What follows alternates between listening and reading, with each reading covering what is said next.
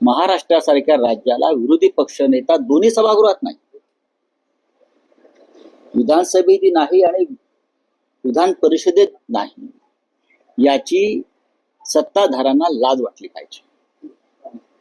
लाज वाटली पाहिजे की विरोधी पक्ष नेत्याशिवाय तुम्ही कामकाज पुढे रेटताय. याचा अर्थ विरोधी पक्ष नेत्याला तुम्ही घाबरता. मग तो शिवसेनेचा असेल, काँग्रेसचा असेल किंवा राष्ट्रवादी काँग्रेस असेल, तुमची सायटी काढली जाते. विधिमंडळाची गेल्या काही वर्षामध्ये सर्कस झाली आहे. सर्कस, दशावतार म्हणा, गांभीर्य संपलं विधिमंडळातल्या कामकाजाचं आणि पार्लमेंट मधल्या कामकाजाचं सुद्धा. संसदेमध्ये विरोधी पक्षनेते राहुल गांधी आणि प्रियांका गांधीमुळे संसदेमधल्या चर्चेमध्ये जान आहे किंवा लोकशाही जिवंत असल्याचं एक भान आहे. संसदीय लोकशाहीमध्ये सभागृहात मग महानगरपालिका असेल, जिल्हा परिषद असतील, नगरपालिका असतील, विधानसभा आणि संसदेमध्ये विरोधी पक्ष नेता असणं ही लोकशाहीची गरज आहे. संविधानाची सुद्धा ती आवश्यकता आहे. पण गेल्या काही वर्षामध्ये, विशेषतः 10-11 वर्षामध्ये विरोधी पक्षनेता कुठे ठेवायचाच नाही, त्या दृष्टीनं मांडणी करायची निकालांची, हे अमित शहा आणि मोदी यांच्या राजकारणाने ठरवलेलं आहे. मग महाराष्ट्र असेल, दिल्ली असेल, तरीही दिल्लीमध्ये यावेळेला राहुल गांधी यांनी 100 खासदार स्वतःचे आणि आमच्यासह मोठ्या प्रमाणात 240 लोक निवडून आणल्यामुळे विरोधी पक्षनेते पण टाळता आलं नाही. पण विरोधी पक्षनेत्याचा सातत्यानं अपमान कसा करता येईल हे मात्र हे लोक पाहत असतात. महाराष्ट्रासारख्या राज्याला विरोधी पक्षनेता दोन्ही सभागृहात नाही, विधानसभेत नाही आणि विधान परिषदेत नाही, याची सत्ताधाऱ्यांना लाज वाटली पाहिजे. लाज वाटली पाहिजे की विरोधी पक्ष नेत्याशिवाय तुम्ही कामकाज पुढे रेटताय. याचा अर्थ विरोधी पक्ष नेत्याला तुम्ही घाबरता. मग तो शिवसेनेचा असेल, काँग्रेसचा असेल किंवा राष्ट्रवादी काँग्रेस असेल, तुमची सायटी काढली जाते. तुम्हाला प्रश्न विचारले जातात, तुमच्या चुका दाखवल्या जातात. लोकशाहीमध्ये महत्वाचं साधन आहे. पण महाराष्ट्रात देवेंद्र फडणवीसांना आणि केंद्रामध्ये अमित शहा मोदी यांना लोकशाहीचे कोणते संकेत पाळायचे नाही. याआधी सुद्धा संख्याबळ कमी असताना महाराष्ट्रात विरोधी पक्ष नेता दोन्ही सभागृहात नेमलेले आहेत.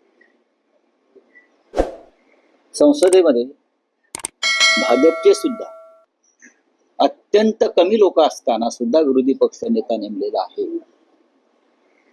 राहुल गांधी विरोधी पक्ष नेता असल्यामुळे भारतीय जनता पक्षाचे जे धिंडवडे निघत आहेत त्याच्यामुळे अमित शहा पासून सगळे हादरलेले आहेत.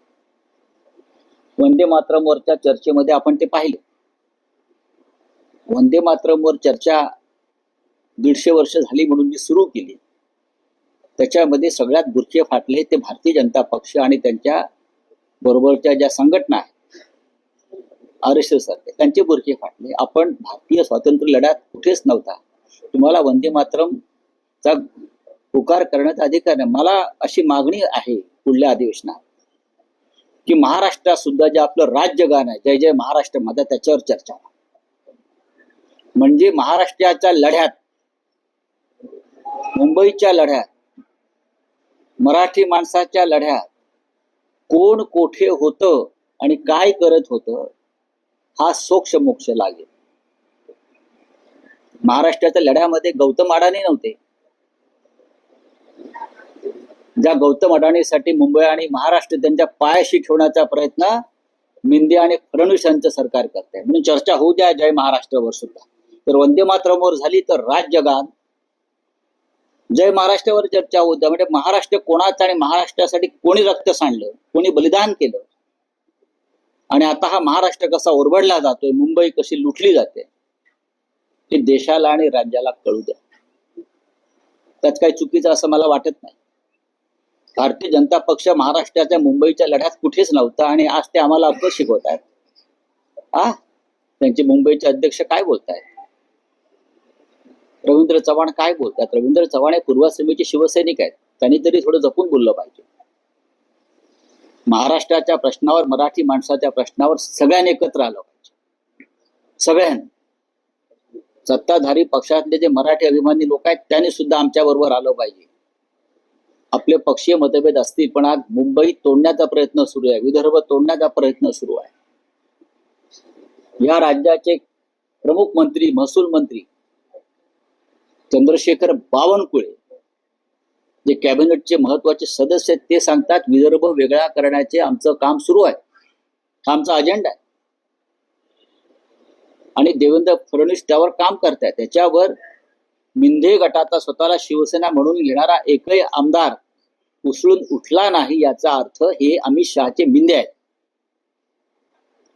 तुमच्या कॅबिनेट मधला एक मंत्री महाराष्ट्र तोडण्याची भाषा करतोय आणि तुम्ही स्वतःला शिवसैनिक म्हणवणारे बर्फाच्या लादीवर बसल्यासारखे बसून आज थंडगार लोळागोळा होऊन, याचा अर्थ तुम्ही अमित शहाच्या दबावाखाली आहेत आणि अमित शहाचा जो अजेंडा आहे मुंबई आणि विदर्भ तोडण्याचा, त्याला तुम्ही छुपा पाठिंबा देताय, हे स्पष्ट होत आहे.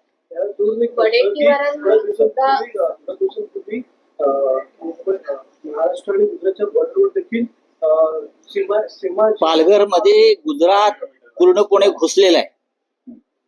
प्रत्येक ठिकाणी महाराष्ट्रावर आक्रमण होत आहे, अतिक्रमण होत आहे. पालघरच्या सीमा ओलांडून गुजरात मग आतमध्ये प्रवेश केले पालघरच्या दिशेने. ते अजून पुढे येतील, कारण सगळे ठेकेदार तिथे काम करणारे हे त्यांचे आहेत. कधी काळी संयुक्त महाराष्ट्राच्या निर्मितीच्या वेळी त्यांनी पालघरवर दावा सांगितला होता. डांग, उंबरगाव, डहाणू, पालघर हे त्यांच्या गुजरातच्या अजेंड्यावर आहे, म्हणून त्यांनी बुलेट ट्रेन पालघरमधून काढलेली आहे. त्याच्यामुळे महाराष्ट्राला डोळ्यात तेल घालून लक्ष ठेवावं लागेल. महाराष्ट्राला म्हणजे फडणवीस सरकारला नाही. फडणवीस सरकार गुजरातचं मिंद आहे. आम्हाला सगळ्यांना, आपल्याला सगळ्यांना